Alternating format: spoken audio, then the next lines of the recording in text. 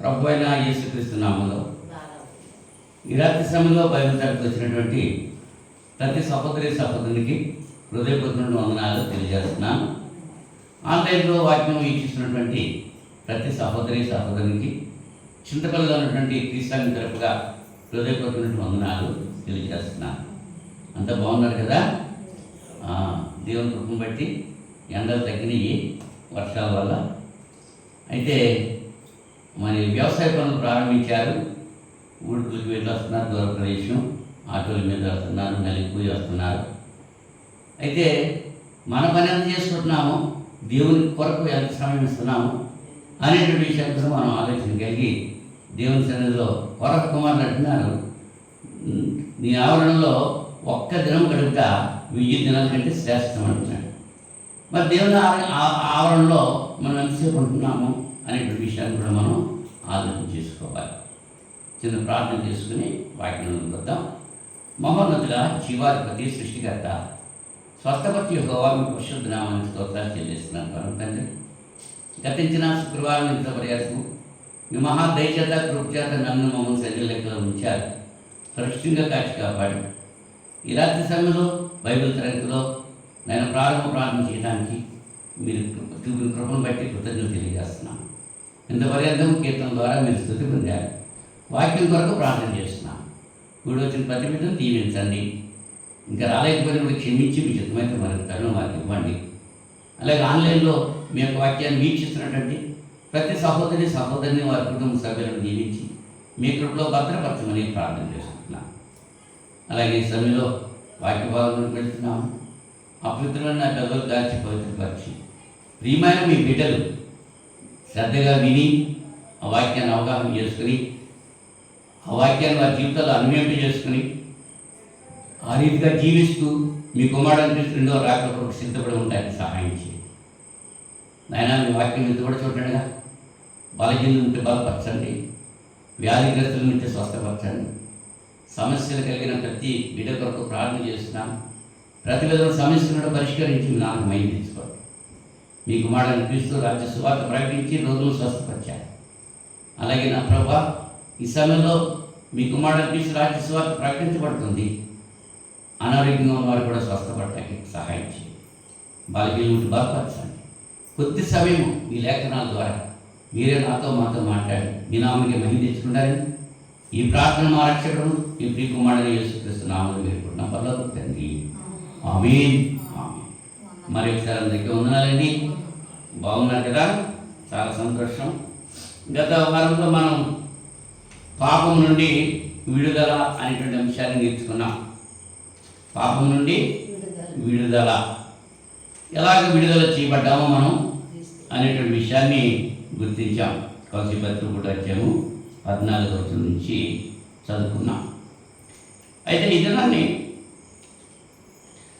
నీతిమంతుడిగా తీర్చబడటం, విశ్వాసం మూలముగా నీతిమంతుడిగా తీర్చబడటం. వాక్య భాగాన్ని చదువుదాము. రోమపత్రిక 3వ అధ్యాయం 20వ వచనం నుంచి చదువుతున్నాను.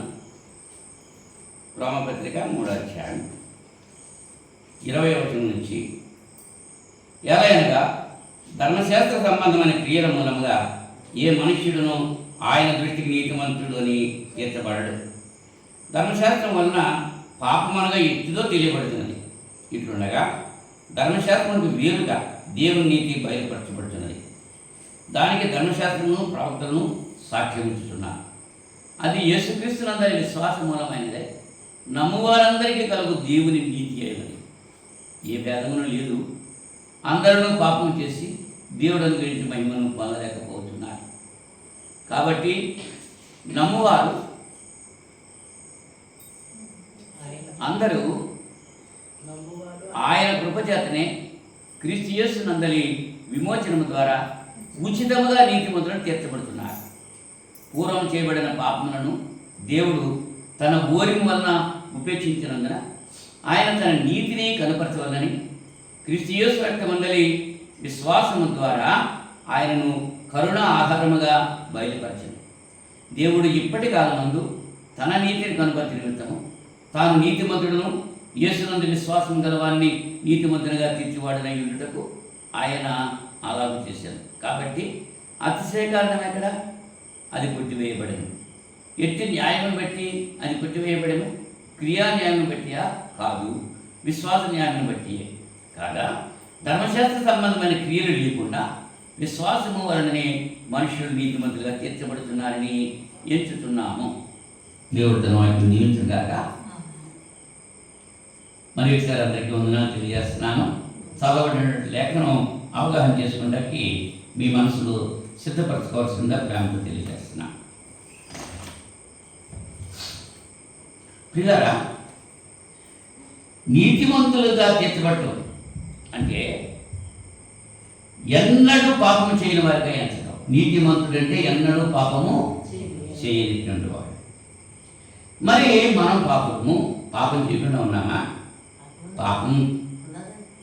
పాపములోనే నా తల్లి గర్భం ధరించింది అంటున్నాడు దావీదు గారు 51వ కీర్తనలో. పాపముతో కాదు, పాపములో. లోకముతో పాపం లేదు, లోకములో పాపం ఉన్నది.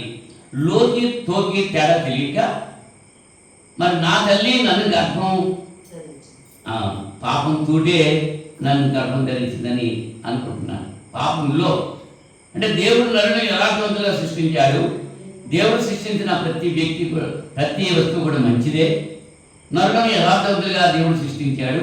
వాడు ఎదిగిన తర్వాత తంత్రాలు కల్పించుకున్నారని ప్రసంగి 8:27 మనం చూస్తున్నాం. కనుక మనం పాపులమే. మనం నీతిమంతులుగా ఎలా చేయబడ్డామంటే క్రీస్తు యొక్క రక్తంలో కడగబడి మనం బాప్తిజం పొందిన తర్వాతే మన పాపాలను దేవుడు ఎన్నడూ జ్ఞాపకము చేసుకున్నాడు. ఆయన రక్తంలో మనం కనబడటం ద్వారా నీతిమంతులుగా తీర్చబడుతున్నాం. ఈ వాక్య భాగంలో మనం ఆలోచన చేస్తే అపోస్తలుల కార్యాలు 13వ అధ్యాయం 39వ వచనంలో, అపోస్తలుల కార్యాలు 13వ అధ్యాయము 39వ వచనం, 39వ వచనంలో, మీరు మోషే ధర్మశాస్త్రం వలన ఏ విషయంలో నీతిమంతులుగా తీర్చబడలేకపోతారో ఆ విషయములన్నిటిలో విశ్వసించే ప్రతి వాడును ఈయన వల్లనే నీతిమంతులుగా తీర్చబడినని మీకు తెలియగాక అని చెప్పి పౌలు గారు మరి అపోస్తలుల కార్యాల్లో సెలవిస్తున్నారు. ధర్మశాస్త్ర క్రియ వల్ల నీతిమంతులుగా మానవుడు తీర్చబడలేదు. ధర్మశాస్త్రము యూదులకు మాత్రమే ఇవ్వబడది, అన్యులకు మాత్రమే ఇవ్వబడది. అన్యులకు లేదు, యూదులకు మాత్రమే ధర్మశాస్త్రము. మరి ధర్మశాస్త్రం ఇవ్వబడినటువంటి యూదులు నీతిమంతులుగా తీర్చబడాలంటే ధర్మశాస్త్ర క్రియలు చేయాలి. ధర్మశాస్త్రంలో 10 ఆజ్ఞలు ఉన్నాయి. 10 ఆజ్ఞలు బట్టి జీవిస్తేనే వాడు నీతిమంతులుగా తీర్చబడతాడు. ఈ 10 ఆజ్ఞల్లో ఏ ఒక్కటి తప్పిపోయినా వాడు నీతిమంతులుగా ఉండేటువంటి అవకాశం లేదు. రోమపత్రిక 3వ అధ్యాయము 23వ వచనంలో 23వ వచనంలో ఏమంటున్నాడు? ఏ భేదము లేదు, అందరూ పాపం చేసి దేవుడు అనుగ్రహించి మహిమ పొందలేరు. పాపము చేసే దేవుడు అనుగ్రహించి మహిమ పొందలేకపోతున్నారు. పాపం చేయకుండా ఉంటే దేవునికి మహిమ మనం పొందేటువంటి అవకాశం ఉంటుంది. అదే 4వ అధ్యాయం 15వ వచనంలో, రోమపత్రిక 4వ అధ్యాయము 15వ వచనంలో, ఎలాగనగా ధర్మశాస్త్రము ఉగ్రతను పుట్టించును, ధర్మశాస్త్రం లేని ఎడల అతిక్రమం లేకపోవును. ధర్మశాస్త్రం ఏం పుట్టిస్తుంది? ఉగ్రత పుట్టిస్తుంది. అంటే ఆజ్ఞ లేనప్పుడు అది పాపం కాదు, ఆజ్ఞ ఉన్నప్పుడు అది పాపం అవుతుంది. మనకి ఇక్కడ వాహనంలో నిలుపురాదని నోటీస్ కొట్టేప్పుడు ఉందనుకోండి, మనం ఆఫీస్కి వెళ్తాం, లేకపోతే కార్యాలయాలకు వెళ్తూ ఉంటాం, షాపులకు వెళ్తూ ఉంటాం, టౌన్స్లో ఆ గోడ మీద నోటీస్ రాసి ఉంటుంది. ఇక్కడ ఏ విధమైన వాహనాలు నిలువ పెట్టరాదు రాసి ఉందనుకోండి. అక్కడ రాసి ఉంది కాబట్టి అక్కడ మన వాహనం పెడితే మనం తప్పు. ఆజ్ఞ అక్కడ రాయలేదు, మనం వాహనం పెట్టినా ఇబ్బంది లేదు. అలాగే ధర్మశాస్త్రము ఉన్నప్పుడు ధర్మశాస్త్రం ఏం చేస్తుంది? పాపం గురించి తెలియజేస్తూ ఉంటుంది. ధర్మశాస్త్రం ఏం చేస్తుంది? ఉగ్రతను పుట్టిస్తుంది. ధర్మశాస్త్రం లేని ఎడల అతిక్రమము లేకపోతుంది. 5వ అధ్యాయం 20వ వచనంలో, రోమపత్రిక 5వ అధ్యాయం 20వ వచనంలో, మరియు అపరాధము విస్తరించినట్లు ధర్మశాస్త్రము ప్రవేశించారు. అయినను పాపము మరణమును ఆధారం చేసుకుని ఎలాగ ఏలునో అలాగే నిత్యజీవము కలుగుటకై నీతి ద్వారా కృపయు మన ప్రభు అని యేసుక్రీస్తు మూలంగా ఏల నిమిత్తము పాపము ఎక్కడ విస్తరించారో అక్కడ కృప అపరిమితముగా విస్తరించారు. యేసు ప్రభువారు మరి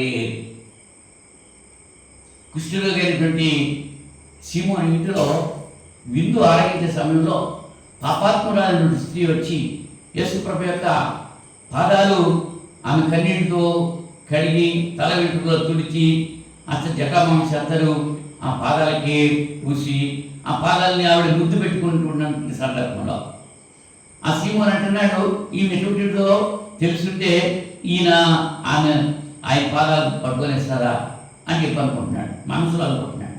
అప్పుడు యేసు ప్రభు పిలిచి అంటున్నారు, ఒకరికి ఎక్కువ వచ్చున్నాడు, ఒకటి తక్కువ వచ్చున్నాడు, ఒకడు 500 దేనారాలు ఉన్నాడు, ఒకడు 5 దేనారాలు వచ్చున్నాడు. ఇద్దరిని యజమాని క్షమించాడు.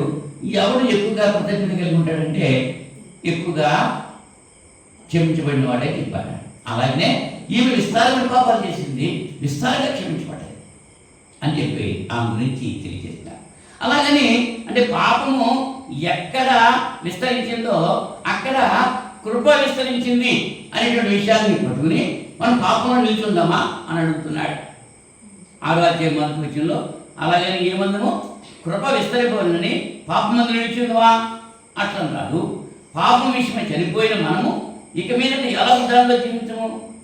క్రీస్తు యేసులోనికి బాప్తిజం పొందిన మనం అందరము ఆయన మరణంలోనికి బాప్తిజం పొందుతామని మీరు ఎరుగరా అని చెప్పబడుతున్నాడు. అదే బ్రహ్మపత్రిక 9వ అధ్యాయంలో 30వ వచనం నుంచి మనం చూస్తే, అట్లయితే ఏమందుము మనమేమందుము నీతిని వెంటాడని అన్యజనులు నీతిని అనగా విశ్వాస మూలమైన నీతిని పొందిరి. అయితే ఇశ్రాయేలు నీతి కారణమైన వినయమును వెంటాడినను ఆ నియమము అందుకోలేదు. అందులోకి ధర్మశాస్త్రం లేదు. వాళ్ళు ఏం చేస్తున్నారు? నీతిని వెంటాడని అన్యజనులు నీతి వలన అనగా విశ్వాస మూలమైన నీతిని పొందారు. అయితే ఇశ్రాయేలు ఏం చేస్తున్నారు? నీతి కారణమైన నియమమును వెంటాడినా ఆ నియమమును అందుకోలేకపోయారు. ఇంచేత అందుకోలేకపోయారు. వారు ఎందుకు అందుకోలేదు? ప్రశ్న అక్కడే వేశాడు. వారి విశ్వాసం మూలంగా కాక క్రియల మూలంగానైనా అట్లు దాన్ని వెంటాడు. అంటే 10 ఆజ్ఞలు క్రియల వల్ల చేయడం వల్ల మనం అనుసరిద్దాం అనుకున్న ధర్మశాస్త్రం అనుసరించేవాళ్ళు అనుకున్నారు. క్రియల చేత చేద్దామని అనుకున్నారు. క్రియల చేత చేయటం వల్ల ఏమాత్రం కూడా ప్రయోజనం లేదు. వాళ్ళకి విశ్వాసం లేదు. విశ్వాసం లేకుండా క్రియల ద్వారా పాప క్షమాపణ జరగదు. ఒక యవనస్తుడు ధర్మంతుడు వచ్చి యేసు ప్రభు దగ్గరికి వచ్చి నేను నిత్యజీవం పొందాలంటే ఏం చేయాలని అడిగిన సందర్భం మనం జ్ఞాపకం చేసుకుంటే, నేను ధర్మశాస్త్ర ప్రకారంగా జీవిస్తున్నాను, ధర్మశాస్త్రంలో ఆజ్ఞల్ని నెరవేరుస్తున్నాను అని చెప్పని యేసు ప్రభు చెప్పాడు. తాను నీతిమంతుడుగా అగపడగోరి అతడు ఆ ప్రశ్న వేశాడు. అప్పుడు యేసు ప్రభు అన్నారు, అయితే నీకు ఒక్కటి కొద్దిగా ఉంది అబ్బాయి, నువ్వు వెళ్ళి నీ ఆస్తంతా పేదలకు ఇచ్చేసి నువ్వు వచ్చిన వెంబడించావు అన్నాడు. క్రియ లేదు, అక్కడ చేయలేకపోయాడు, వ్యసన పడుతూ వెళ్ళిపోయాడు. ఆస్తి గలవాడు దేవుని రాజ్యంలో ప్రవేశించడం దుర్లభం అనేటువంటి విషయాన్ని అక్కడ తెలియజేస్తున్నాడు. అంటే ధర్మశాస్త్ర క్రియలు చేస్తున్నంత మాత్రాన రక్షణ అన్నదే లేదు. క్రియలు ఉండాలి, విశ్వాసం ఉండాలి. క్రియలు విశ్వాసము రెండు ఉంటేనే మనం నిత్యము పొందగలం. గలతీ పత్రిక 2వ అధ్యాయము 10వ వచనంలో, మేము బీదలను జ్ఞాపకం చేసుకున్న మాత్రమే వారు కోరిరి, అలాగూ చేతుకు నేను ఆసక్తి కలిగి ఉంటుంది అంటున్నా. ఇది గలతీ సంఘంతో పోలుగా చేసుకుంటున్నా. బీదలను జ్ఞాపకము చేసుకునాలి. బీదలను జ్ఞాపకం చేసుకోవాలి. చేసుకుంటున్నారా? ధనవంతుడు లాజరు ఉపమానంలో ధనవంతుడు లేనివాడు బీదవాడిని జ్ఞాపకం చేసుకున్నాడా? చేసుకోలేదు. కాబట్టి నిత్య నరకంలో వాడు పడ్డాడు. ఇప్పుడు మనం ఏం చేయాలి? మనకంటే పేదలైన వారు ఉన్నారు సంఘంలో, సమాజంలో. వారిని మనము ఆదుకోవాల్సిన అవసరం ఉంది అనేటువంటి విషయాన్ని ఇక్కడ తెలియజేస్తున్నాం. ఇంకేంటంటే తీర్పు దినాన్ని కుడివైపున ఉన్న వారిని చూసి యేసు ప్రభువు ఏం చెప్తారు? నా తండ్రి చేత ఆశీర్వదించబడిన వారా రండి, లోకం పుట్టిన వాళ్ళు మీ కొరకు ఏర్పరచబడినటువంటి ఆ నిత్య జీవంలో పాల్గొన్న వాళ్ళు. ఇంచేత నేను అక్కడ ఉంటే నాకు ఆహారం పెట్టారు, వస్త్రం హీరుగా ఉంటే వస్త్రం ఇచ్చారు, నేను రోజున ఇంటే నన్ను పరామర్శించారు అని చెప్తే ఎప్పుడు వచ్చావు బాబు, నువ్వు ఎప్పుడు ఇచ్చావు ఆయన అని అడిగితే ఉంటే నా నామం పేట ఈ చిన్నవానికి గిన్నెడు తల్లిని ఇస్తే దాన్ని పరం పోగొట్టుకోగలను. అయితే మనం మాటలు చెప్పడం కాదు, క్రియలు చేయగలిగి ఉండాలి. అవునండి. అపొస్తలుల కార్యాలు 10వ అధ్యాయంలో, అపొస్తలుల కార్యాలు 10వ అధ్యాయము 43వ వచనంలో, 43వ వచనం, ఆయన యందు విశ్వాసించి వాడు ఎవడో వాడు ఆయన నామమున మూలముగా పాప క్షమాపణ పొందునని ప్రవక్తలందరూ ఆయన గురించి సాక్ష్యం ఇచ్చుతున్నారు. ఆయన యందు విశ్వాసం ఉంచేవాడు ఎవడో వాడు ఆయన నామం మూలముగా పాప క్షమాపణ పొందు. ఆయన నామం అంటే ఆయన పేరు మాత్రమే కాదు, ఆయన అధికారాన్ని గురిపడిన వాడి. నా నామం పేరట అంటారు. ఆయన అధికారాన్ని లోబడి మనం దేవుడిని అడిగినప్పుడు ఆయన ఇస్తారు అనేటువంటి విషయాలు మనం గుర్తించాలి. యెషయా గ్రంథం 45వ అధ్యాయము, యెషయా గ్రంథం 45వ అధ్యాయం 24-25 వచనాల్లో, యెహోవా యందే నీతి బలములు ఉన్నవని జనులు నన్ను గురించి చెప్పుదురు. ఆయన యొద్దకే మనుషులు వచ్చేదారు, ఆయన మీద కోపపడిన వారందరూ సిగ్గుపడుదురు. యెహోవా యందే ఇశ్రాయేలు సంతతి వారందరూ నీతిమంతులుగా ఎంచబడిన వారై అతిశయపడుదురు. ఇప్పుడు విశ్వాసం వల్ల నీతిమంతులుగా తీర్చబడటం అనేటువంటి అంశం మీద మనం మాట్లాడుతున్నాం. యెహోవా యందు ఇశ్రాయేలు సంతతి వారందరూ నీతిమంతులుగా ఎంచబడిన వారై అతిశయపడతారు. ఎలాగ నీతిమంతులుగా? ఇశ్రాయేలు జనమేమో యెహోవా యందే ఆ నీతిమంతులుగా తీర్చబడతారు. ఆయన మీద కోపపడిన వారందరూ సిగ్గుపడతారు. ఇవాళ దేవుని మీద కోపపడే వాళ్ళు చాలామంది ఉన్నారు. వాళ్ళంతా కూడా సిగ్గుపడేటువంటి అవకాశం ఉందా లేదంటారా? నీతిమంతులుగా తీర్చబడటానికి మరి దేవుడే మన నీతిమంతులుగా తీరుస్తాడు. ఆయన కుమారుని యందే విశ్వాసం ఉంచితేనే మన నీతిమంతులుగా తీర్చబడతాం. ఎందరూ యేసును అంగీకరిస్తారో వారందరూ దేవుని కుమారులు అవటానికి ఆయన అధికారము ఇచ్చి ఉన్నాడు అనేటువంటి విషయం మనం గుర్తించాలి. అయితే నీతిమంతులుగా తీర్చబడటానికి వారి వారి పాత్రల గురించి మనం ఆలోచించేస్తాం. వారి వారి పాత్రలు అంటే మనల్ని నీతిమంతులుగా తీయడానికి దేవుడు ఒక పాత్రగా ఉన్నారు, యేసు ప్రభు ఒక పాత్రగా ఉన్నారు, మనము ఒక పాత్రగా ఉన్నాం. తీర్చబడేది నీతిమంతులుగా తీర్చబడాల్సింది ఎవరో మనము, నీతిమంతులుగా తీర్చేది ఎవరో దేవుడు. దేవుడు ఎవరిలో నీతిమంతులుగా తీరుస్తాడు? క్రీస్తు, ఆయన కుమారుడైన క్రీస్తున్నాడు. ఈ మూడు విషయాలు ముచ్చటగా ఈ రాత్రి సమయం మనం ఆలోచించేటానికి ప్రయత్నం చేద్దాం. మొట్టమొదటిగా దేవుని పాత్ర గురించి మనం ఆలోచన చేస్తే, కృప చూపుటకు అంటే కృప అంటే అర్థం ఏంటి? యోగ్యత లేని వాడికి యోగ్యత ఇవ్వటం.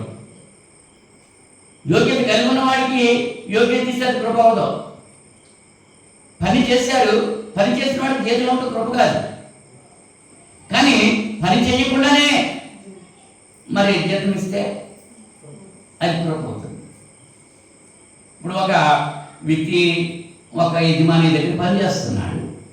పనిచేస్తుంటే అంటే పనిచేస్తున్నట్టు జీతం ఇస్తున్నాడు. పనివాడు జీతానికి పాత్రుడు. పని చేయకుండా ఇతడు రోగి అయిపోయాడు, లేక ప్రమాదంలో గురయ్యాడు, కాలు చేయ విరిగిపోయింది, పని చేయడానికి అవకాశం లేదు. అటువంటి సమయంలో యజమాని ఏం చేస్తాడు? ఇతడు పని చేస్తే జీతం ఇస్తాను, పని చేయట్లేదు కాబట్టి అతనికి జీతం ఇవ్వాలంటే కొంతమంది అనుకుంటారు. కొంతమంది ఏమనుకుంటారు, అయ్యో నా పని చేస్తున్నాడు కదా, నా పనిలో ఇతనికి ఇబ్బంది కలిగింది అని చెప్పి నేను అతనికి సహాయం చేయాలని జీతం కంటే ఎక్కువ సహాయం చేస్తాడు. కొంతమంది అలా చేస్తారు. అదేంటంట? అది కృప. ఇప్పుడు రమణగాడు పడిపోయాడు, అతని ఎవరి దగ్గర అయితే పని చేస్తున్నాడో ఆ యజమాని వచ్చాడు, హాస్పిటల్కి వచ్చాడు, అతను కొంత ధనాన్ని ఇచ్చి సహకరించాడా లేదా? అదేంటది? కృప. దాన్ని కృప అంటారు. రమణ పని చేసినందుకు ఇచ్చేదాన్నేమో జీతం అంటారు. రమణ ఆపదలో ఉన్నప్పుడు ఆ యజమాని ఆదుకున్న విధానాన్నేమో కృప అంటారు. అంటే కృపకి జీతానికి అర్థం తెలిసిందా? దేవుడు మన మీద కృప చూపుతున్నాడు. ఎట్లాగయ్యా అంటే యెషయా గ్రంథం 43వ అధ్యాయము 25వ వచనంలో, యెషయా గ్రంథం 43వ అధ్యాయము 25వ వచనంలో, నేనే నా చిత్తానుసారముగా నీ అతిక్రమణను తుడిచివేయుచున్నాను, నేను నీ పాపములను జ్ఞాపకము చేసుకున్నాను. నాకు నేనే నీ అపరాధాలను క్షమించేసినట్టున్నాడు, నీ అతిక్రమాలను తుడిచివేసినట్టున్నాడు, నేను నీ పాపాలను జ్ఞాపకం చేసుకోను అంటున్నాడు. ఇర్మియా గ్రంథం 50వ అధ్యాయము, ఇర్మియా గ్రంథం 50వ అధ్యాయం 20వ వచనంలో, 50వ అధ్యాయము 20వ వచనం, ఆ కాలమున ఆనాటికి ఇశ్రాయేలు దోషమును వెతకినను అది కనబడకుండును, యూదా పాపములు వెతికినను అవి దొరకవు, శేషింపజేసిన వారిని నేను క్షమించదను, ఇదే యెహోవా వాక్కు అంటున్నాడు. అంటే క్షమించేది ఎవరన్నమాట? నీతిమంతులుగా తీర్చడానికి దేవుడు మన కొరకు చేసేటువంటి కార్యక్రమం ఏంటి? మన పాపాలను ఆయన క్షమిస్తున్నాడు. మీకా గ్రంథం 6వ అధ్యాయం, మీకా గ్రంథం 7వ అధ్యాయం, మీకా గ్రంథం 7వ అధ్యాయం, 7వ అధ్యాయం, మీకా గ్రంథం 7వ అధ్యాయం 19వ వచనంలో, ఆయన మరలా మన యందు జాలిపడును, మన దోషములను అణచివేయును, వారి పాపములన్నిటినీ సముద్రపు అగాధములలో నీవు పడవేతువు. సముద్రపు అగాధంలో పడేసింది మన దిగు వస్తుందా? మన పాపాలని ఆయన పడేస్తారంటున్నాడు. మీకా గారి ద్వారా సెలవిచ్చినటువంటి మాట. కనుక మనల్ని నీతిమంతులుగా తీర్చడానికి దేవుని యొక్క పాత్ర ఏంటంటే ఆయన మన పూర్వపు పాపాలను కూడా క్షమిస్తున్నాడు, ఆయన తన నీతిని కనపరుస్తున్నాడు. మొదటి విషయం ఆలోచన చేస్తే హెబ్రీ పత్రిక 8వ అధ్యాయము, హెబ్రీ పత్రిక 8వ అధ్యాయము 12వ వచనంలో, నేను వారి దోషముల విషయమై దయగలిగి వారి పాపములను ఇకను ఎన్నడూ జ్ఞాపకం చేసుకోనను అని ప్రభు సెలవిస్తున్నాడు. ఎవరు చెప్తున్నారు? ప్రభు అనేటువంటి మాట పెద్ద అక్షరాలను చూసారా? అంటే దేవుని గురించి తెలియజేయబడింది. దేవుడు ఏం చెప్తున్నాడండి? నేను వారి దోషాల విషయమే దయగలిగి వారి పాపాలని ఇక ఎన్నడూ కూడా నేను జ్ఞాపకము చేసుకోనను అని తెలియజేస్తున్నాను. అంటే దేవుని యొక్క పాత్ర ఏమిటి? ఒక వ్యక్తి నీతిమంతులుగా తీర్చబడటానికి దేవుని యొక్క పాత్ర ఏమిటంటే ఆయన మన పాపాలని క్షమిస్తున్నాడు. అదే హెబ్రీ పత్రిక 10వ అధ్యాయము, హెబ్రీ పత్రిక 10వ అధ్యాయం 17వ వచనంలో, 10వ అధ్యాయము 17వ వచనంలో, వారి పాపములను వారి అతిక్రమణను ఇకను ఎన్నటికి జ్ఞాపకము చేసుకొనను అని ప్రభు చెప్తున్నాడు. క్షమించేసిన తర్వాత ఆయన జ్ఞాపకం చేసుకోడండి. క్షమింపబడ్డ తర్వాత మనం ఏం చేస్తున్నాం? మనం ఏం చేస్తున్నాం? మళ్ళీ ఆ పాపంలోకి వెళ్ళిపోతున్నాం. ఆయన మాత్రం జ్ఞాపకం చేసుకోడు. అవునా? ఆ రీతిగా మనం జీవించాలి. దేవుడైతే క్షమించేశాడు, జ్ఞాపకం చేసుకుంటా లేదు. మనమైతే క్షమించే వారిని కూడా మనం పగబెట్టుకుంటూ ఉంటాం. క్షమించాం కానీ ఎప్పుడు కూడా జ్ఞాపకం పోతూ ఉండాలి. ఫలానప్పుడు వాళ్ళు ఈ పని చేశారు, ఫలానప్పుడు ఈ పని చేశారు, నేను చేసిన దానికి వాళ్ళు వ్యతిరేకంగా చేశారు అనేటువంటి ఆలోచన మనలో ఉండిపోతూ ఉండాలి. చేసిన వారికి, పొందిన వారికి ఏంటి? ఆ పొందిన ఎందుకు మర్చిపోతారంటే వీళ్ళు ఏం ఉపకారం చేశారు, ఎవరెప్పుడు చేశారు, ఎటువంటి ఉపకారం చేశారు అనేది మర్చిపోతూ ఉంటారు. అలా మర్చిపోకుండా ఉండాలి. అంచేత దావీదు అంటున్నాడు, మీరు ప్రార్థన చేసేటప్పుడు పౌలు గారు ఏమంటున్నాడు? ఏ విషయంలో కూడా మీరు చింతపడదు కానీ ప్రతి విషయంలోనూ కృతజ్ఞతాపూర్వకంగా మీ విన్నపాలు దేవునికి తెలియజేయండి అంటున్నాడు. ఇంకా దేవుని యొక్క పాత్రలో మనం ఆలోచన చేస్తే యోహాను మొదటి పత్రిక 2వ అధ్యాయము 2వ వచనంలో, యోహాను మొదటి పత్రిక 2వ అధ్యాయము మొదటి 2 వచనాల్లో, మీరు పాపము చేయకుండుటకై ఈ సంగతులను మీకు వ్రాయిస్తున్నాను. ఎవడైనా పాపము చేసిన ఎడల నీతిమంతుడైన యేసుక్రీస్తు అను ఉత్తరవాది తండ్రి యొద్ద మనకు ఉన్నాడు. ఆయనే మన పాపములకు శాంతికరమై ఉన్నాడు. మన పాపములకు మాత్రమే కాదు, సర్వలోకములకు శాంతికరమై ఉన్నాడు. యేసుప్రభు ఎక్కడ ఉన్నాడని చెప్తున్నాడండి ఈయన. నీతిమంతుడైన యేసుక్రీస్తు అనే ఉత్తరవాది తండ్రి యొద్ద మనకు ఉన్నాడు. ఇది అర్థమవుతుందా? ఎవరున్నారు? యేసుప్రభు ఉన్నారు. ఎక్కడున్నారు? తండ్రి దగ్గర ఉన్నారు. మరి తండ్రి దిగొచ్చేసారు కిందకి. మరి వాక్యాలు చెప్పే వాళ్ళు ఏమనుకోవాలి? ఇక్కడ లేఖనం ఏం చెప్తుంది? మన ఉత్తరవాది ఎక్కడున్నాడు? తండ్రి దగ్గర ఉన్నాడు. ఆయన తండ్రి ఉన్నాడు, ఆయన కుడిపార్శ్వ కుమారుడు ఉన్నాడు. ఇద్దరు ఉన్నారు.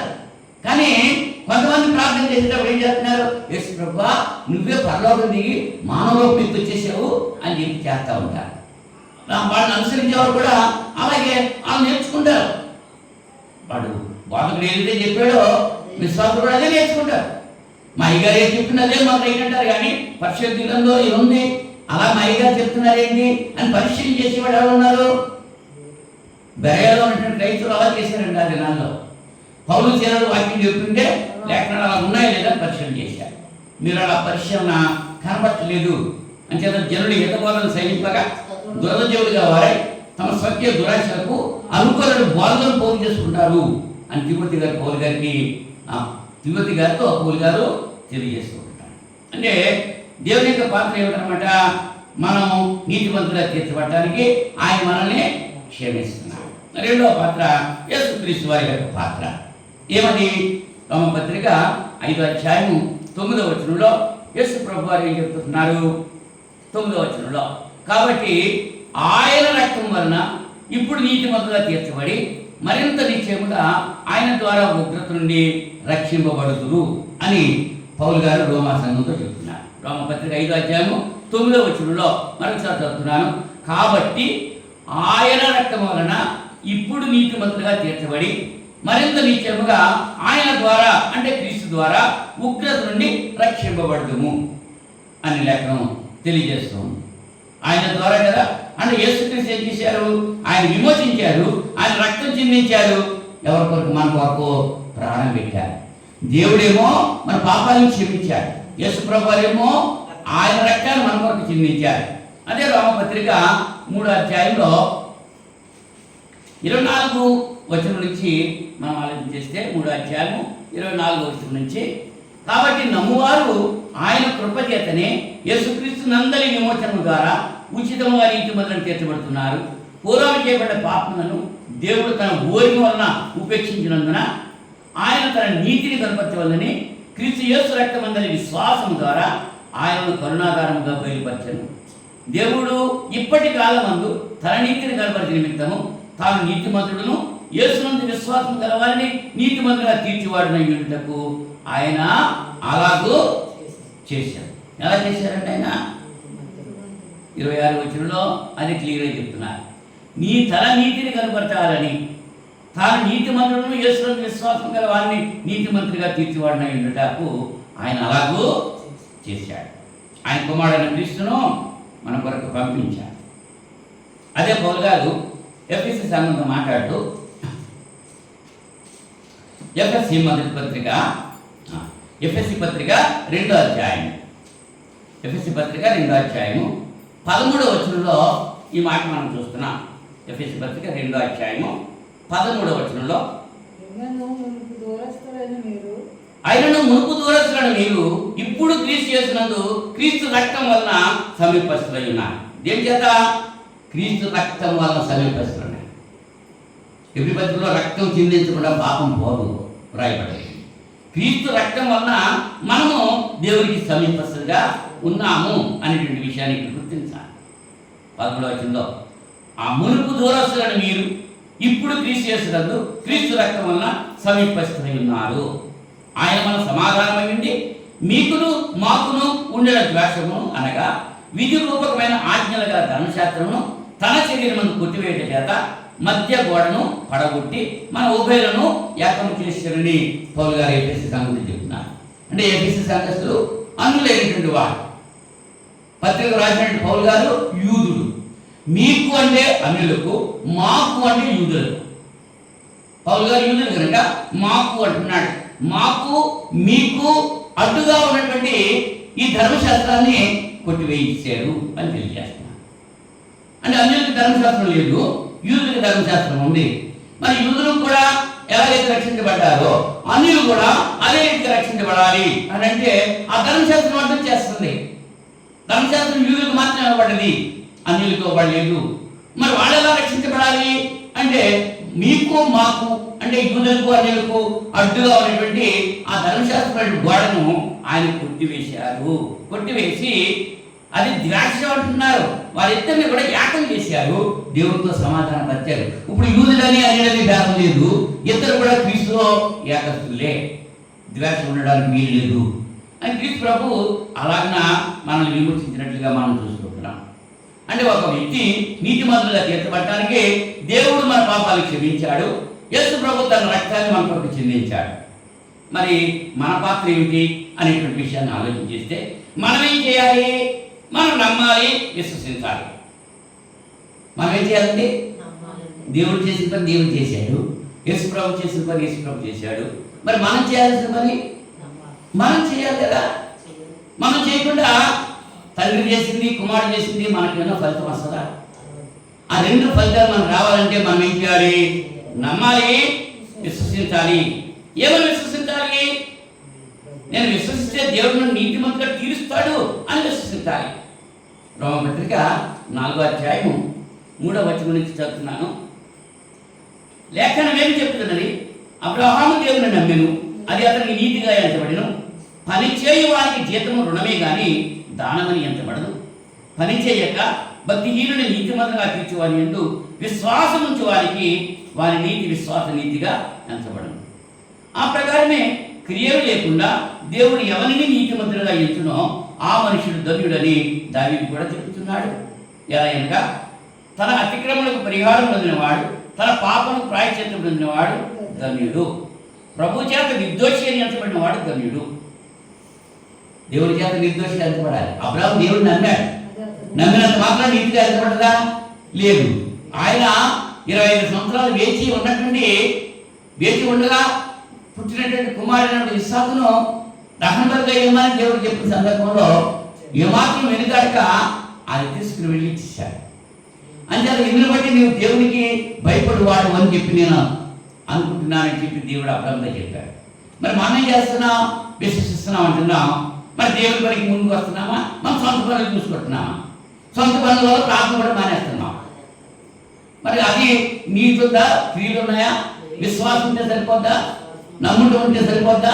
నేను నమ్ముతున్నాను బాబు, నేను ఇంటి దగ్గర ఉంటాను, ప్రార్థనకు రాను, నేను ఇంటి దగ్గర ఉంటాను, ఆరాధనకు రాను, నువ్వంటే నేను నమ్ముతున్నాను అంటే అది కుదురుతుందా? అబ్రాహాము దేవుడు నమ్మాడు, అది అది నీతిగా ఎప్పుడు ఎప్పుడు నీతిమంతిగా అన్నది తనకి దేవుడు ఏదైతే అడిగాడో దేవుడికి ఇష్టమైంది అబ్రాహాము ఇచ్చినప్పుడే నీతిమంతులుగా తీర్చబడ్డాడు. మరి మనం దేవుడికి ఏమంటుంది? ఇవాళ నీ కొడుకుని ఇమ్మంటున్నాడా? నీ కూతురుని ఇమ్మంటున్నాడా? నీ ధనాన్ని ఇమ్మంటున్నాడా? నీ బలాన్ని ఇమ్మంటున్నాడా? ఏమి ఇమ్మంటున్నాడు దేవుడు? నిన్ను నీ హృదయం ఇమ్మంటున్నాడు. నువ్వు నా పని చేయట్టున్నాడు, ఆయన మాట వినమంటున్నాడు, ఆయన మాట చదువుకోమంటున్నాడు, ఆయన తనలో ప్రార్థించమంటున్నాడు. దేవుడు అడిగేది అదే కదా. మీకా గారు కూడా అంటాడు, మరి మనిషి ఏది ఉత్తమమో నీకు తెలియజేయబడదు, యథార్థంగా ప్రవర్తించడం, నీతిని అనుసరించి దేవుడితో ఇదే కదా నేను నిన్ను కోరుకుంటున్నాను. యథార్థత ఉందా బ్రతుకుల్లో? భార్యాభర్తల మధ్య యథార్థత కనపడుతుందా? తల్లి బిడ్డల మధ్య యథార్థత కనపడుతుందా? నీతి ఉంటుందా? నీతి కలిగిన జీవితాలు జీవిస్తున్నామా? మరి రెండు లేకుండా ఉండే దేవుడు మనల్ని అలక్ష్యమిస్తాడు. దేవుడు ఎలా మనకు నిత్యం చేస్తాడు? దేవుడు కావాలంటే ఏం చేయాలి? నీతిగా యథార్థంగా జీవించాలి.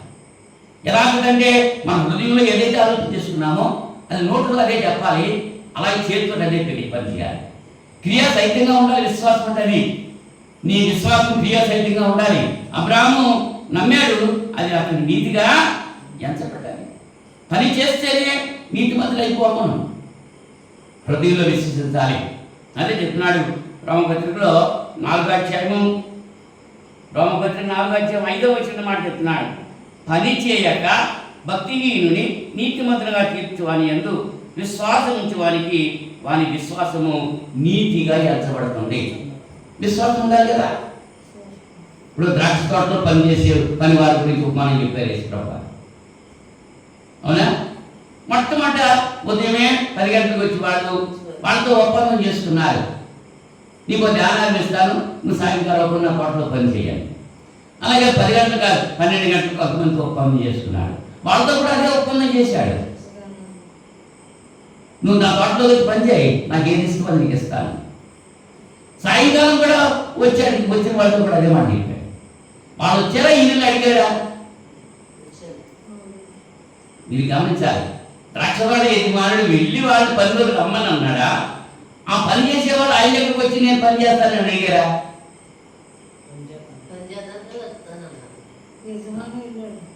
ఒకళ్ళు అలా కట్టినారు, ఒకళ్ళు అలా కట్టినారు. యజమాని వెళ్ళాడు, సంత వీధిలో ఖాళీగా నుంచున్నారు. మీరు ఎందుకు ఖాళీగా ఉన్నారు? నా తోటలోకి వచ్చి పని చేయండి. అంతేగాని వేరే వెళ్ళి మీ తోటలో పని బాబుని అడగలేదు.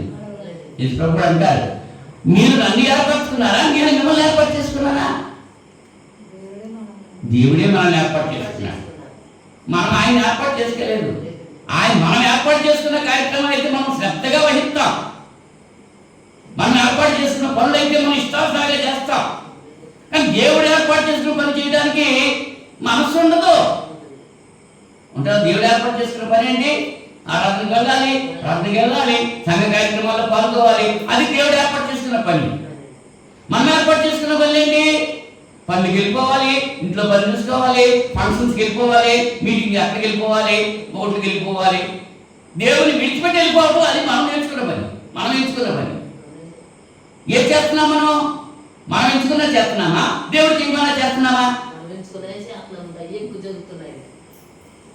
కదా. కానీ దేవుడు ఏం చేస్తున్నాడు? ఉచితంగా మనకి రక్షణ అనుగ్రహిస్తున్నాడు. అంచేత ఆ యజమాని ద్రాక్షతో పనిచేసిన వ్యక్తులకి అతను నిర్ణయించిన ప్రకారంగా మొదట వచ్చిన వాడికి ఎంత ఇచ్చాడో చివరి వచ్చిన వాడికి ఎంత ఇచ్చాడు. బళ్ళు వాళ్ళు అయిపోతే వాళ్ళు బళ్ళు అయిపోతాయి. పిలువబడిన వాళ్ళు అనేకులు, ఏర్పరచబడిన వారు కొద్దిమంది.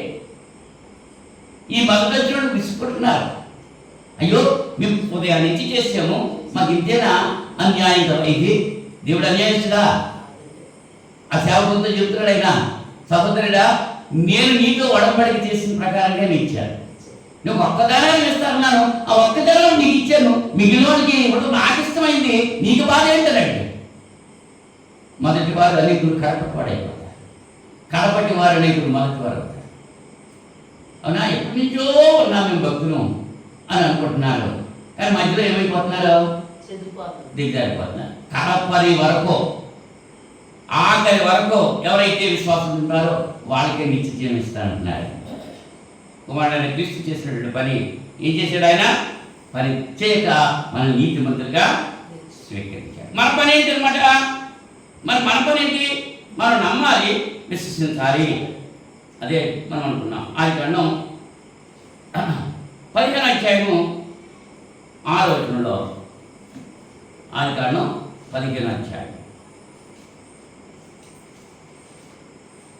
మనం చేయాల్సిన పని గురించి ఇక్కడ ఆలోచన చేస్తే 15వ అధ్యాయము 6వ వచనంలో, అతడు యెహోవాను నమ్మెను, ఆయన అతనికి నీతిగా ఎంచాడు. ఎవరండి? అబ్రాహాము.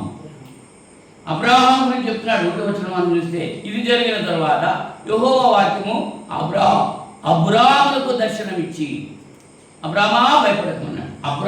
అబ్రాహాము గారు ఇక్కడ ఇంకా అబ్రాహామును తీర్చబడినటువంటి సమయంలో వ్రాయబడేటువంటి లేఖనం ఇది. అప్పుడే నమ్మాడండి. నీతిమంతులుగా తీర్చబడకముందే నమ్మాడు.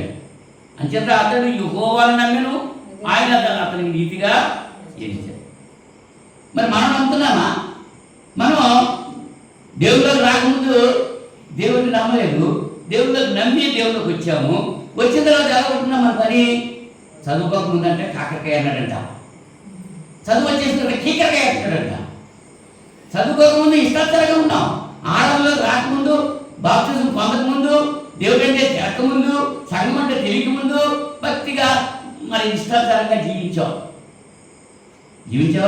జీవించే నిర్ణయం తీసుకున్నాం. మనం దేవుల్లో ఉండాలి, మన పాపాలు క్షమించబడాలి అని బాప్తిజం పొంది సంఘంలో చేర్చబడ్డాం. సంఘంలో చేర్చబడిన ఎలా ఉంటున్నావు? ఈ స్థితి కంటే మొట్టమొదటి స్థితి మంచిది. ఏం చేద్దాం? దేవుడిని ఎరిగిన తర్వాత కూడా దేవుడికి దూరంగా పారిపోతే క్షమాపణ ఉందాం. దేవుని ఏకంగా ఉంటే అలాగే ఉంటే అంచేత లౌకిక సెలవుతో చెప్తున్నాడు, నువ్వు చల్లగానే ఉండు, వెచ్చగానే ఉండు, లేకపోతే నులివెచ్చగా ఉంటే నిన్ను నా నోట నుండి ఉమ్మి వేస్తాడు. ఇటు దేవుడు కావాలి, ఇటు లోకం కావాలి అంటే కుదరదు. దేవుడు చెప్తున్నాడు ఖచ్చితంగా, ఉంటే నాతో ఉండు, లేకపోతే లోకంతో ఉండు. లోకంతో పొత్తు, దేవునితో విరోధం. లోకంలో నీకు బాగానే వచ్చేస్తున్నాయి, మళ్ళీ దేవుడి దగ్గర వచ్చి బాగానే తీర్చుకొని భాగం చేస్తావు. తీరుతాడా దేవుడు? లేదు. దేవునితో ఉంటేనే. అదే విషయం ఇక్కడ తెలియజేస్తున్నాడు. రోమపత్రిక 4వ అధ్యాయము 5వ వచనంలో ఇదే మాట మనం చూస్తున్నాం.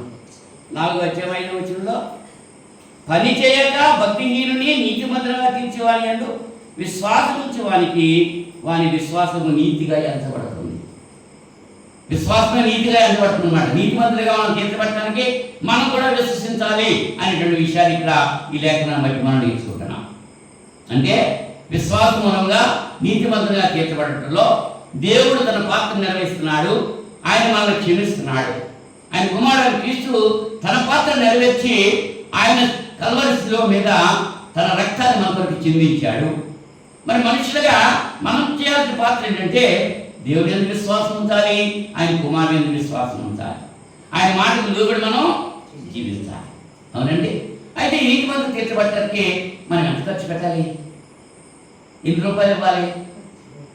ఏమి చేయాలి అంటే ఏమైనా ఖర్చు చేయొచ్చా? ఖర్చు చేస్తే వస్తుందా? తీతుకు రాసిన పత్రిక 2వ అధ్యాయము, తీతుకు రాసిన పత్రిక 2వ అధ్యాయము 14వ వచనంలో, ఆయన సమస్తమైన దుర్నీతి నుంచి మనల్ని విమోచించి సత్క్రియలందు ఆసక్తి గల ప్రజలను తన కోసం పవిత్రపరచుకొని తన సొత్తుగా చేసుకున్నటకు తన్ను తానే మన కొరకు అర్పించుతాడు. ఆయన అర్పించుకున్నాడు కదా. ఏమి ఇచ్చామండి ఆయనకి? రాత్రి ఏమి ఇచ్చావు రక్షించబడ్డాకి? యేసుప్రభుకి ఏమి ఇచ్చావు? నీ రక్తం కాచగా నాకు వస్తుంది. ఏమి ఇచ్చామా? లేదు, ఏమి ఇవ్వలేదు. ఉచితంగా ఇచ్చాడు ఆయన మనకి. అంచేత మనకి లోటు అయిపోయింది. ఉచిత పథకాలన్నీ లోటువే. ఫ్రీగా వచ్చేస్తుంటే ఫినాయిల్ అన్నా తాగేస్తా సిద్ధపడతాం. ఇంచేత ఫినాయిల్ తాగితే ఆరోగ్యం అవుతుందా?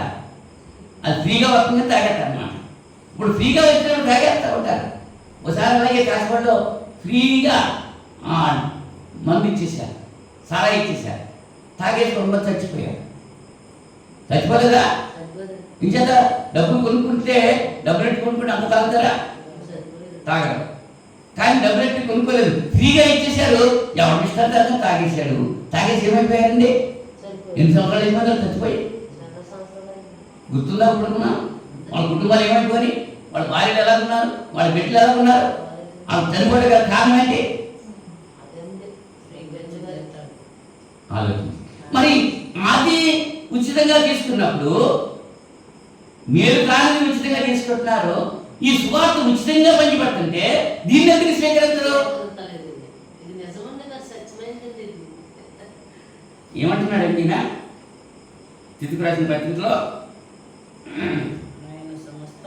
14వ వచనంలో, ఆయన సమస్తమైన దుర్నీతి నుంచి మనల్ని విమోచించి సత్క్రియలందు ఆసక్తి గల ప్రజలను తన కోసరము పవిత్రపరచుకొని తన సొత్తుగా చేసుకున్నటకు తను తానే మన కొరకు అర్జును. ఇందు ఆసక్తి కలిగి ఉన్నారు వీళ్ళు? సత్క్రియలందు ఆసక్తి కలిగిన వారు, మంచి పనులు చేయాలన్న ఆసక్తి కలిగిన వారిని ఆయన తన కొరకు ఏర్పాటు చేసుకున్నాడు. వీటిని గురించి బోధించుచు హెచ్చరించుచు సంపూర్ణ అధికారంతో దుర్బోధన ఖండించుచు ఉండుము. పౌలు గారు తీతుకు రాసిన హెచ్చరిక. ఈ సంగతులు బోధించి దుర్బోధ చేసే వాళ్ళను ఖండించని నిన్ను ఎవరిని తృణీకరించుతారండి. వాళ్ళు ఖండిస్తుంటే ఊరుకుంటున్నారా? పోతే పోతారు. ఖండించడం మాత్రం మానుకోవడం. ఖండించడానికి ముందు ఎవరైతే ఖండిస్తున్నారో వాళ్ళు విద్యార్థిగా ఉంటారు. నేను నా ఇష్టాంతంగా జీవిస్తూ ఉండి మిమ్మల్ని ఎలా జీవించినా చెప్తే మీరు ఊరుకుంటారా? ఊరుకోరు కదా. ఖండించండి. పౌలు గారు ఇక్కడ తీసుకునే ఏం చెప్తున్నాడు? వీటిని గురించి బోధించుచు హెచ్చరించుచు సంపూర్ణ అధికారంతో దుర్బోధన ఖండించుతూ ఉండుము. నేను ఎవరిని తృణీకరింపనియము. దుర్బోధన ఖండించాలి కానీ దుర్బోధన అనుసరించకూడదు, దుర్బోధన ప్రోత్సహించకూడదు. ఇవాళ దుర్బోధన చేసేవాళ్ళు ఎంతమంది ఉన్నారో ఆ దుర్బోధను ప్రోత్సహించే వాళ్ళు ఎక్కువ మంది ఉన్నారు. దేవునికి బోధ చేస్తుంటే దగ్గరికి రారు కానీ దుర్బోధ చేస్తా ఉంటే వాళ్ళ చుట్టూరు జనం పోగొట్టిపోతూ ఉంటారు. పిలువబడిన వాళ్ళు అనేకులు, ఏర్పరచబడిన వారు కొద్ది మంది. ఆ కొద్ది మందిలో మనం ఉండడానికి ప్రయత్నం చేయాలి తప్ప నలుగురితో కలిసి లోకంతో పొత్తు పెట్టుకుంటే దేవునితో విరోధమైనటువంటి విషయాన్ని మనం గుర్తించాలి. ప్రకటన గ్రంథం 5వ అధ్యాయం 9వ వచనంలో, ప్రకటన గ్రంథం 5వ అధ్యాయం 9వ వచనంలో లోపట వెలపట ముద్రలు వేయబడిన గ్రంథం అక్కడ సింహాసనం ముందు ఆసీనుడైన వారి చేతిలో ఉంది. అది చూస్తున్నాం. 5వ అధ్యాయం 9వ వచనంలో ఆ పెద్దలు నీవు ఆ గ్రంథమును తీసుకొని దాని ముద్రను నింపుటకు యోగ్యుడవు, నీవు వధింపబడిన వాడివై నీ రక్తం ఇచ్చి ప్రతి వంశములోను ఆయా భాషలు మాట్లాడే వారిలోను ప్రతి ప్రజలోను ప్రతి జనములోను దేవుని కొరకు మనుషులను కొని మా దేవునికి వారిని ఒక రాజ్యముగాను యాజకులుగాను చేసేది కనుక వారు భూలోకమందు ఏలుదురు అని క్రొత్త పాట పాడుతారు. ఎవరండి రక్తం ఇచ్చుకున్నది? యేసుప్రభు. ఎవరు రక్తం ఇచ్చుకున్నారైనా? ఆయన సొంత రక్తం ఇచ్చుకున్నాడు. ఎవరిని కొన్నాడు ఆయన? ఎవరిని కొన్నాడు? ప్రతి వంశంలోనూ ఆయా భాషలు మాట్లాడే వారిలోను ప్రతి ప్రజలోను ప్రతి జనములోను మనుషులు కొన్నాడు. ఎవరి కోసం కొన్నాడు ఆయన? ఆయన కోసం కొనలేదండి, దేవుని కోసం కొన్నాడు. దేవుని కోసం మనుషులు ఆయన రక్షించి కొన్నాడు. మనం ఒక రాజ్యంగా ఆయన చేశాడు. ఆ రాజ్యమే సంఘము. కొలస పెద్ద బుక్ 13వ వచనంలో అంధకార సంబంధమైనటువంటి అధికారం నుంచి విడుదల చేసి ఆయన ప్రేమించిన తన కుమారుడు రాజ్యవాసులుగా మనల్ని చేశాడు. ఆయన రక్తం ఇచ్చి కొన్నాడు. దేవుని కొరకు మనుషుల్ని ఆయన రక్తం ఇచ్చి కొన్నాడండి. యేసుప్రభు చేసిన పని అది. ఆయనకు ఒక కులం కాదు, ఒక మతం కాదు, ఒక ప్రాంతం కాదు, ఒక దేశం కాదు. ప్రతి వంశంలోనూ ప్రతి భాష మాట్లాడే వాళ్ళలోనూ ఇవాళ మనుషులు ఏం చేస్తున్నారు? కులాలు పెట్టుకుంటున్నారు. ఏ కులం మీది అంటున్నారు. భాష పెట్టుకుంటున్నారు. ఈ భాష మాట్లాడడంతో ఒకటి అంటున్నారు. ఇంటి పేరు పెట్టుకుంటున్నారు. ఈ ఇంటి పేరు పెట్టుకోవడంతో ఒకటి అంటున్నారు. ఓ సంఘం పేరు పెట్టుకుంటున్నారు. ఈ సంఘం పేరు పెట్టుకున్న వాళ్ళంతా ఒకటి అంటున్నారు. దేవుని కొరకు కొన్నారా మనుషుల్ని? వాళ్ళ కొరకు కూడా కొనుక్కుంటున్నారు. అర్థం చేసుకోండి, దేవుల్లో ఉన్న వాడికి కులం లేదండి. యేసుప్రభుకి ఏం కులం ఉంది? ఇవాళ పెళ్లి చేయాలంటే కులాలు చూస్తున్నారు. ఎంతో విశ్వాసంతో చాలా భక్తితో ఉండే కుటుంబాలు ఉన్నాయి.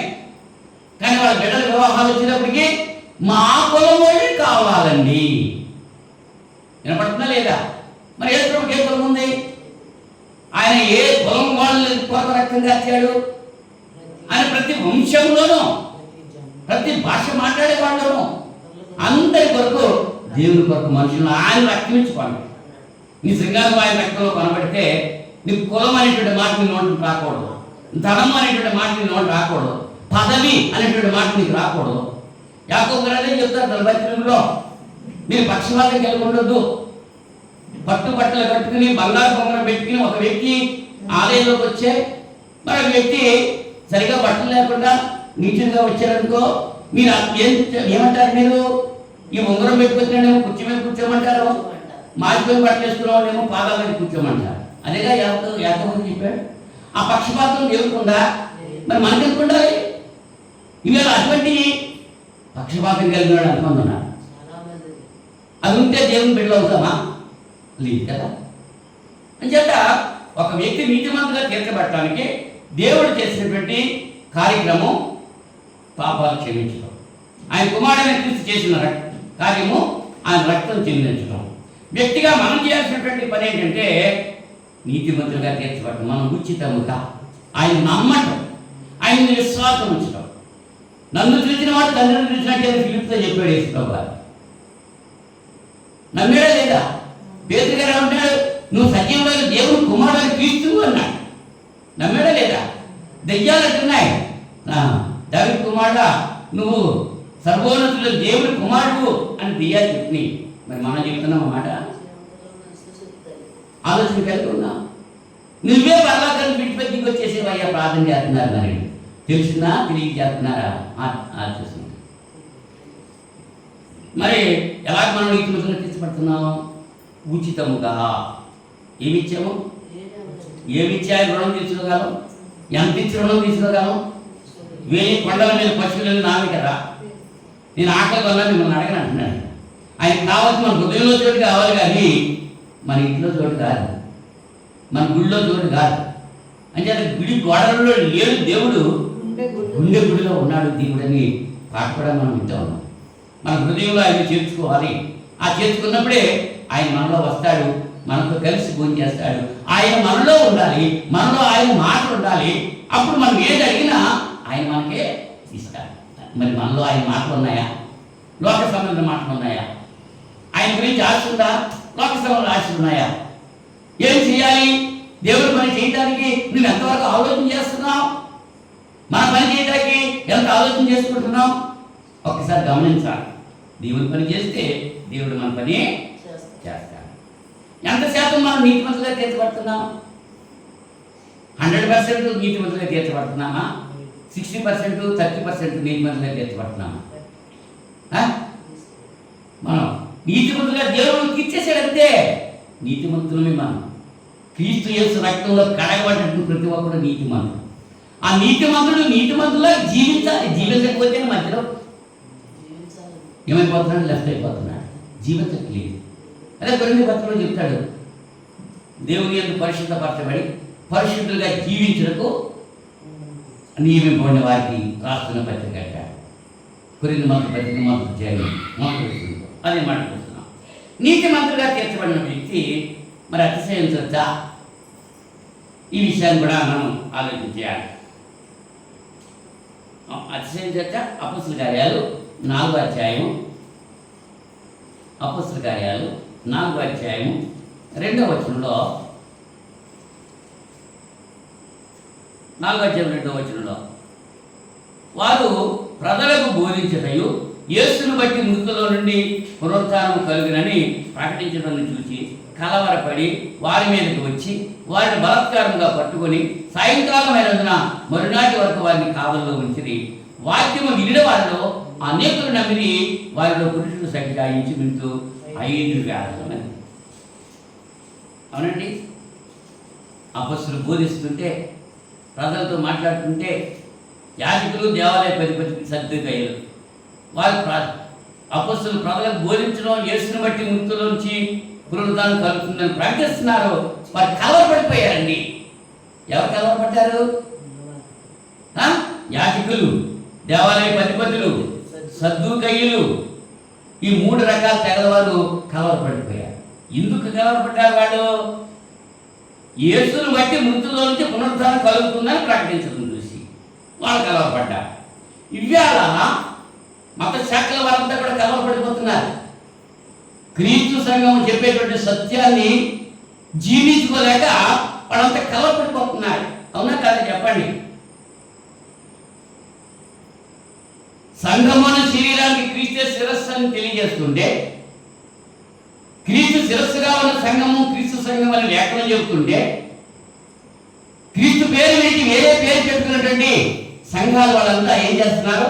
ఆనాడు ఈ యాజకులు, అధిపతులు, సద్దూకయ్యులు ఎలాగా ఈ అపొస్తలులు బట్టి బలాత్కారంగా పట్టుకుని హింసలు పెట్టారో, ఈ దినాల్లో కూడా అటువంటి వారు ఏం చేస్తున్నారు?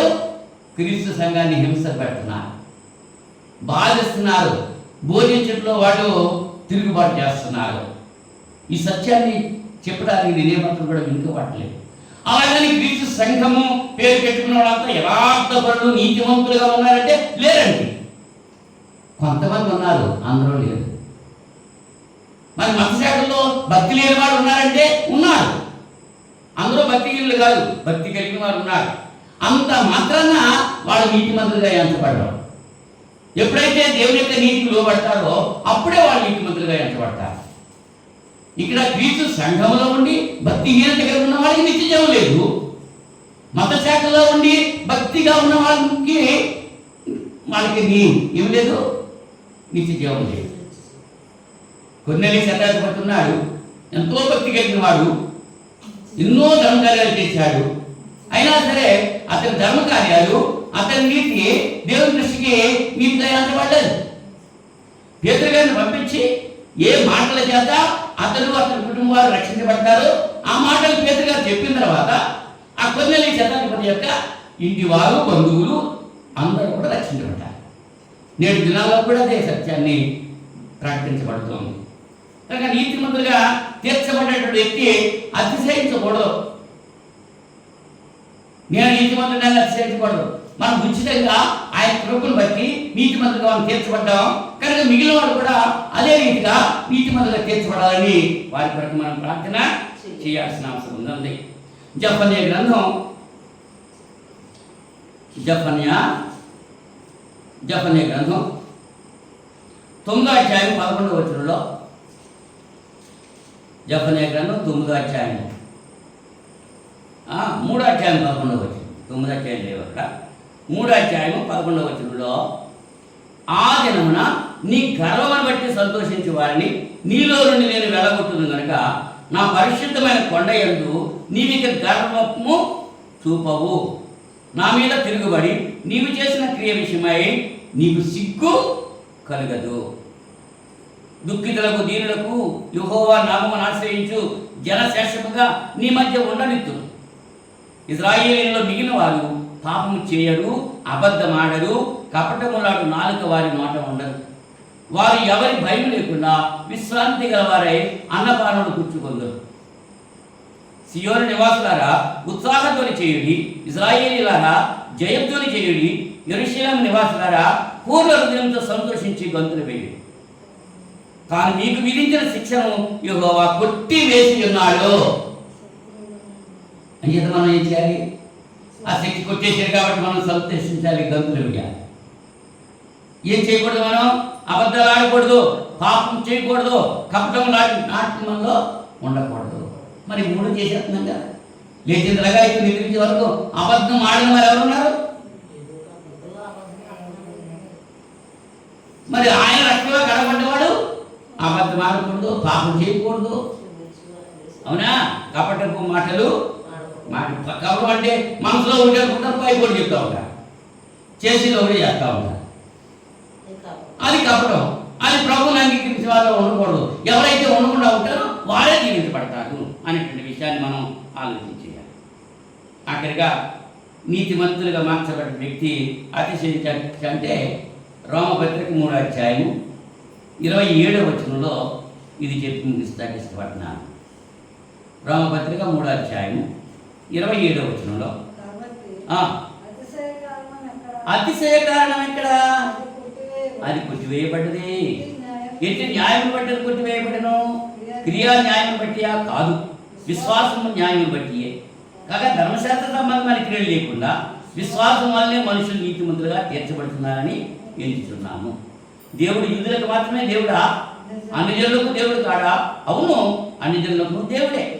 దేవుడు ఒక్కడే కనుక ఆయన సున్నతి గల వారిని విశ్వాసం వలనను, సున్నతి లేని వారిని విశ్వాసం ద్వారాను నీతిమంతులుగా తీర్చు. విశ్వాసం ద్వారా ధర్మశాస్త్రము నిరర్థకం చేస్తున్నామా?